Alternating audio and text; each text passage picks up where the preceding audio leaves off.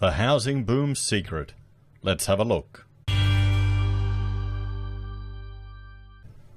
Hello everyone, Florian.heise here, and welcome to another episode of HeiseSays. Grab your stein of coffee. We're going to have a look at this article which is discussing the hidden factors, or factor, experts say, proves the Aussie housing boom is a lie, or as I'm calling it, the housing boom secret. Well, before we look at this article, let's look at a few other things. Current house prices, everyone. And this is from SQM. We can see, well, all houses across the capital cities over $1 million. Three bedders, 949. Everything's heading up, except apartments. They're staying pretty flat, which in this market is, well, not a good sign. Nationally, this is including the regions as well. So the top isn't going to be as high, but you can see the same thing here, everyone. Going up, 665. 590 for a three-bedder. Even apartments overall are going up. So the capital city apartments are taking a bit of a hit. Looks like the regions are a little bit more attractive. We can have a look here. We can see house and unit listings. They're going down. So supply is not where it once was. Same thing in Melbourne, everyone, and Brisbane. Because we know they're the only three cities in Australia. You know what I mean, guys. Melbourne and Sydney are the most important cities with regards to property in Australia, and I live in Brisbane, so I'm showing it too. So there we go. Housing affordability. Now, this is something that we're talking about all the time. I'm just going to show it quick. This is wages from 1990 to 2020. Blokes were up 322 average wages, and the girls 335. You can see here, you know, pays to be in the public sector, guys. You know, pays to be. So 300%, give or take. 330, let's say. Houses between, 336 and 565. Units, most of them are above 400 except for Brisbane. And we have a huge oversupply in South Brisbane right now of units. So houses, they're not keeping up with wages. Well, no, wages aren't keeping up with houses. Houses are decimating wages. And we can see this seems to be, at least since 2017, a bit of a global phenomenon. We're not doing as bad as some of the other ones from 2017, but how hot is our housing market since then? Remember, you've got to look at this at a longer time frame, everyone. You can see a chart like this, go, oh, okay, well, okay, I do feel real bad for the Kiwis. They've got it pretty tough, but, you know, it's kind of terrible everywhere. So let's look at the housing boom secret. What is this secret? What is this hidden factor that prove our property boom is a lie? And this is written by Terry Brooker. So the Australian property market is skyrocketing. Well, houses are, not apartments. We've seen that. But experts fear there's one factor that is masking the real truth. So since the pandemic arrived on our shores a little over a year ago, I'll just zoom in here, the Australian property market has been on quite a roller coaster of highs and lows. This time last year, sales were often accepting 10% below their asking price, and predictions of prices falling almost a third were coming from some of the big four banks. Well, remember that. We saw even the RBA did modeling of a 40% decrease. The banks were predicting a fall one after the other. Now, I suspect more and more that was done for political purposes to, let's just say, influence our government to intervene in the market. What do you think? You think I'm being a bit too paranoid there, guys? Do I need to start selling vitamin water and claiming it you know, it's mega super duper strength? What do you think? So, but with record low interest rates and government stimulus starting to flow into housing, and the broader market bottoming out and began to climb to current heights. Now, one of the issues is that, well, that's the Candlon effect. An increase in money supply due to, well, decreased accessibility, or decreasing rate cost increases the accessibility and money people can borrow. So in turn increases the money supply to consumers who are buying with that money. And where's that money going? Into Australia? Housing. And then we get a bubble relative to other things. And, well, the RBA, and I'll bring this up. They're not going to come to the rescue, guys, because they're not worried about housing. You know, the RBA will not raise rates to slow the housing boom, everyone. There are various tools other than higher interest rates to address these concerns, leaving monetary policy to maintain its strong focus on the recovery in the economy, jobs and wages. Okay, that's what the RBA is worried about. That's their concern, not not interest or not housing costs. Maybe that's a separate discussion saying, should the RBA be focusing on that? So, rather than crashing, property prices are currently growing at the fastest rate since the late 1980s. But there is another side to the story, without which the current housing boom may be far less strong or perhaps not even happening at all, the bank of mum and dad. Now, we're starting to see more and more talk about this, about parents lending money to their children to help them get into property. Now, is that a bad thing, or is that just the Australian market changing? And is it a cultural difference? We'll see. I've got a viewer poll that we'll look at, and some of the comments there are people from more Asian cultures where there's an expectation of one generation helping the other, but then there's also an expectation of taking care of the parents. You know, you stand on the previous generation that went before you. According to Digital Finance Analytics data, in March last year, just 8% of first-home buyers were receiving support from their parents. This was before the rate cuts and the pandemic began to significantly impact the housing market. Here we go. Here's the percent of first-home buyers seeking bank of mum and dad help. Whoa. Is that 60%? There you go. And I mean, is it a silly thing? You want to help your kids to get into the property, you can do it. That was the lowest proportion of first-home buyers receiving support from parents since 2011. I mean, how many times do we read articles about some young person getting into the property market at 20 or building this huge property empire when they did it starting at home? They were working at home, doing a crappy job, living at home, probably not paying any rent or anything. They got into the market just before it skyrocketed and rode it up. And then they got equity, and it's just, from there, it just snowballed. And we also got to remember, I mean, is this a silly move on behalf of the parents when it's been quite clearly established that our politicians will intervene into the property market? If they want to spur economic activity, they will intervene. Rudd did the same thing, and now we've got, Home Builder with the coalition. Is that will there be calls for that the next time we have any signs of economic distress?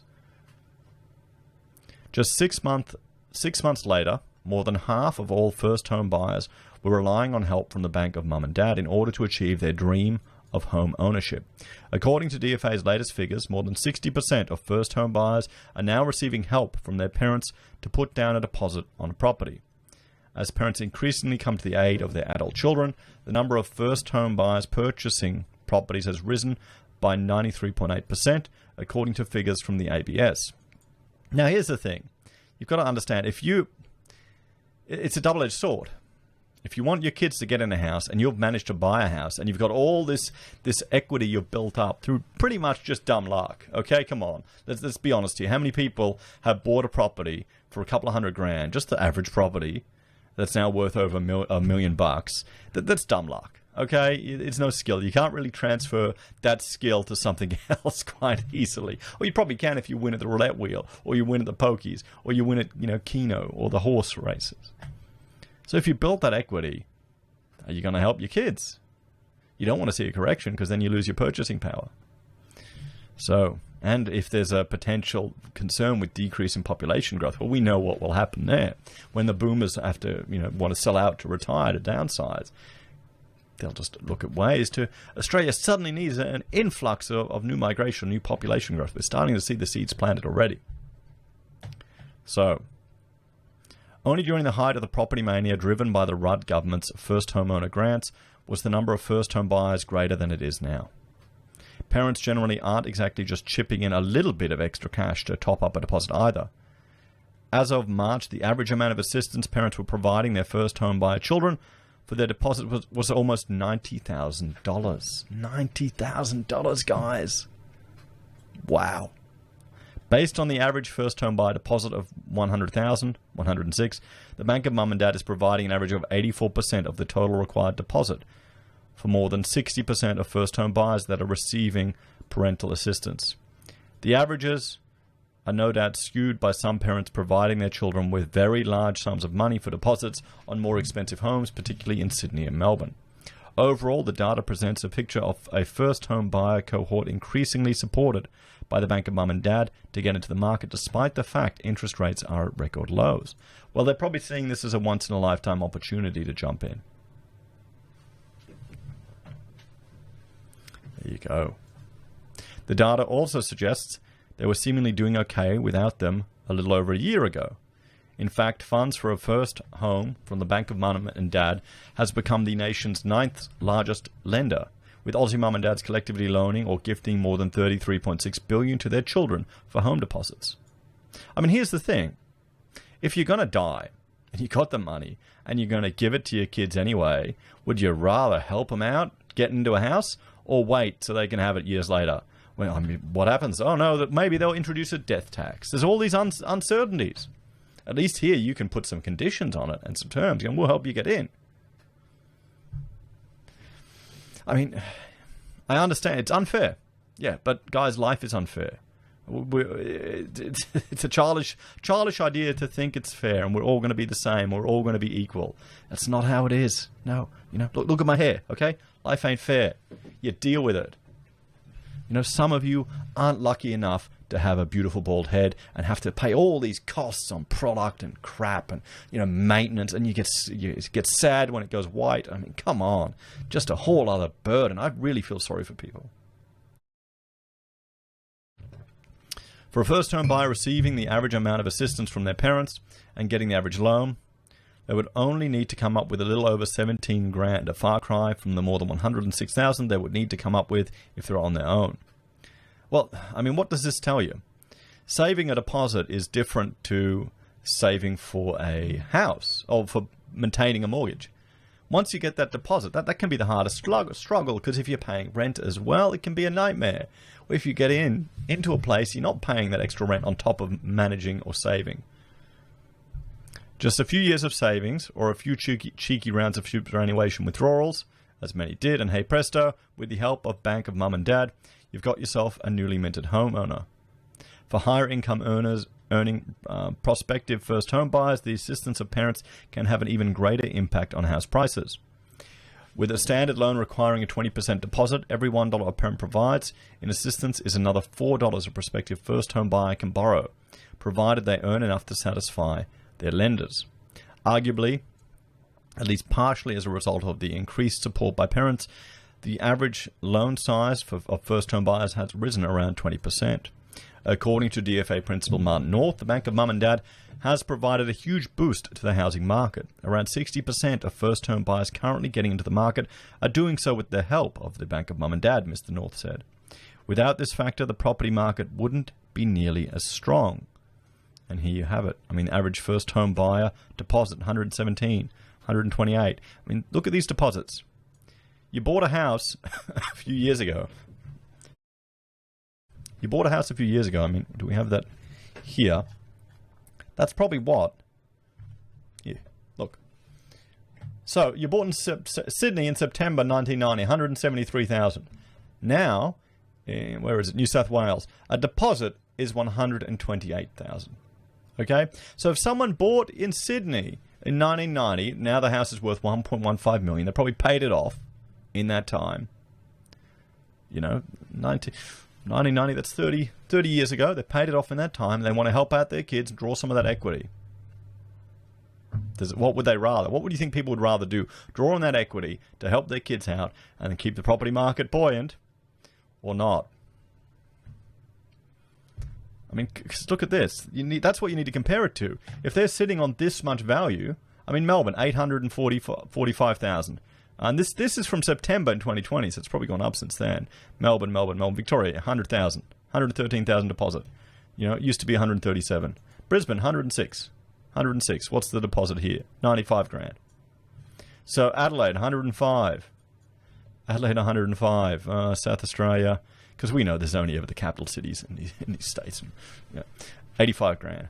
So the deposits that people are having to come up with now for a first home buyer isn't that much shy of what a house cost 30 years ago. So, yeah, I mean, I don't know. Is it a hidden secret? Is it something we should be worried about? Should we be celebrating parents helping their kids? Isn't the family meant to be the most important thing, everyone? Not doing it on their own. So, but it's not all good news for the first-home buyers who use parental assistance to leapfrog their rivals. There's a 3 times greater probability of the bank of mum and dad enabled purchaser defaulting on their loan within 5 years compared with a more normal first-home buyer, Mr. North said. It's because some haven't had the long-term experience of saving. Well, yeah, that's another issue, isn't it? I mean, what you don't want to see is you don't want to see people really extending themselves too much to support their kids getting in the property market. With the high proportion of first-home buyers receiving parental assistance enabling near record numbers of purchases to get into the market, it's clearly this demographic is a major driving force of the current price boom. Well, they've also, long-term, that demography, the boomers, they've received a huge benefit of it. Without the tens of thousands of mums and dads who play bank manager for their adult children, the current property boom would likely be significantly weaker or perhaps not even a boom at all. But this raises an important question for first home buyers and the broader property market going forward. How many more parents are going to be willing to be able to provide each of their children with an average $90,000 to buy a home? And as someone who is expecting his 6th child, I can't see us doing that for our kids. But we're designing our house in such a way that they can live here for a very long time. That's why, if you have a look at the house renovation update, you can see how many bedrooms we have in this place. Guys, we're doing it with intention. So let's have a look at the viewer poll that I asked all of you. And this is something I asked. Can I copy this? Are you kidding me? I can't copy the text. Okay. This is the viewer poll. Do you think parents should help their children get into their first home? And I asked this a week ago. We've had over 2,600 votes on it, so you can still vote. So yes, even if they have to put their own house at risk. Yes, only if they have the means. I'd rather not risk the house. 52%. This was the majority answer. If you have the means, you don't need to put your house at risk. If you've got money just sitting there, you're probably going to give to your children when you die anyway. Wouldn't you rather help them get into a house now so you can help them out than be dead and not see them enjoy money? Yes, only in very special circumstances. 23% said no, stop complaining and stop eating smashed avocado. And 11% said, back in my day, the stereotypical boomer answer. And I wanted to actually bring up some of your comments there, because there's some interesting ones that you all left. Let me just you can find these all, everyone, on the community tab here of the channel. They should come up on your phone. I think a lot of people see them. And I'll generally, if I'm asking a poll, it's going to appear in a video that I'm doing, or one that I'll come back to. Have you taken advantage of Home Builder? Would you sell Mascot Towers? Here we go. Do you think parents should help their children get into their first home? Let's have a look at some of the newer comments. So, Mick, help your family and treat others as you want to be treated. Well, yeah, that's what it comes down to, helping your family. If said parents can afford it, then maybe. No, housing should be affordable. Food, water, and shelter are basics for survival. This is from Tim. I mean, he's right. It is. But the problem is that you're not entitled to that for free. The default state in nature is you're just wild running around. You've got to have agency and you've got to work. If all the siblings want to share together, that's what JD said.